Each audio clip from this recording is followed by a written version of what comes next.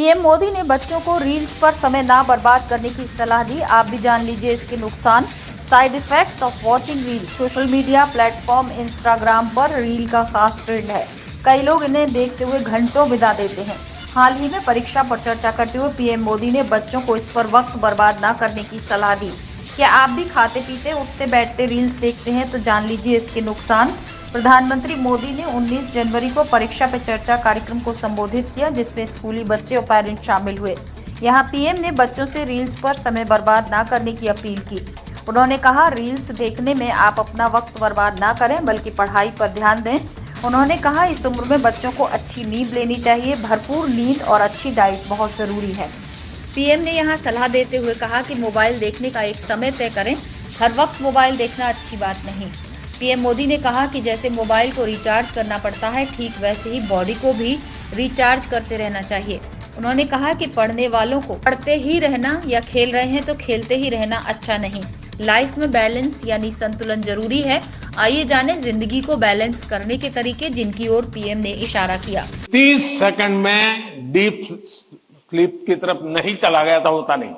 30 second लगता है मुझे। जब अपनी मम्मी हमको कहती हैं कि सो जाओ सो जाओ, अगर आप चलो पढ़ना भी है तो किताब लेकर के सनलाइट में बैठो ना भाई थोड़ी देर। कभी कभी बॉडी को रिचार्ज करने में सनलाइट भी बहुत जरूरी होता है।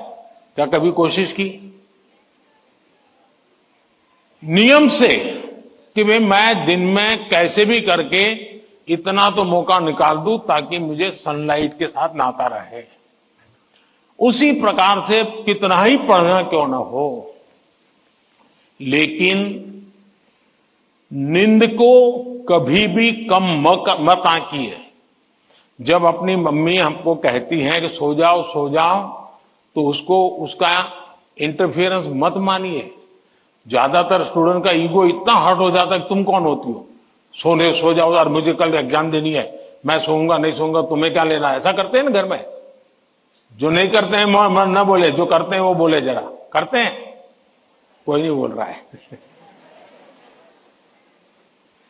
लेकिन ये पक्का है कि नींद के विषय में भी अगर एक बार रील पर चढ़ गए, एक के बाद एक रील देखते ही गए, छुपाना चाहते हो ना। कितना समय बीत गया पता नहीं, कितनी नींद खराब हो गई पता नहीं। क्या निकाला, पहला रील देखा था, याद करो जरा, याद भी नहीं है। ऐसे ही देख रहे हैं। ऐसे हम नींद को बहुत कम आंकते हैं। आज आधुनिक हेल्थ साइंस जो है वो नींद को बहुत तवज्जो देता है। आप आवश्यक नींद लेते हैं कि नहीं लेते हैं, वो आपके स्वास्थ्य पर बहुत बड़ा महत्वपूर्ण है। आपको उस पर ध्यान केंद्रित करना चाहिए।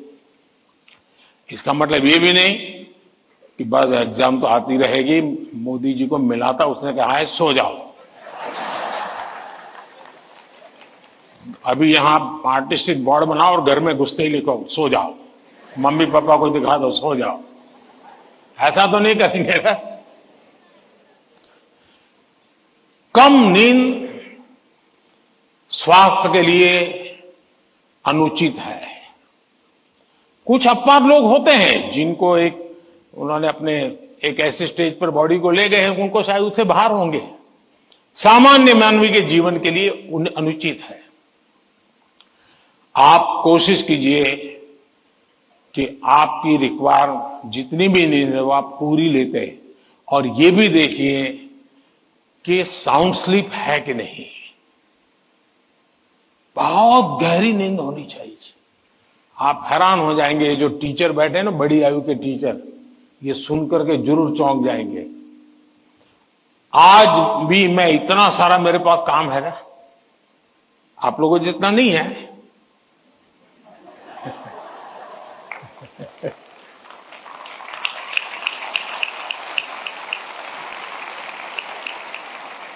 लेकिन 365 दिन कोई अपवाद नहीं। अगर मैं बिस्तर पे लेटा नहीं कि 30 सेकंड में डीप स्लीप की तरफ नहीं चला गया था, होता नहीं। 30 सेकंड लगता है मुझे। आप में से बहुत छोटी आयु के भी होंगे, कभी इधर कभी उधर, कभी उधर कभी उधर, फिर नींद आई तो आई। क्यों? मेरा बाकी जो जागृत अवस्था का समय है उसमें बहुत जागृत रहता हूं मैं।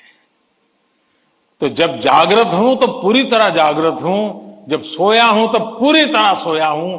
और वो बैलेंस, जो बड़ी आयु के लोग हों परेशान होते होंगे, हाँ यार हमें तो नींद ही नहीं आती, आधा घंटा तो ऐसे ही करवट बदलते रहते हैं, और ये आप अचीव कर सकते हैं।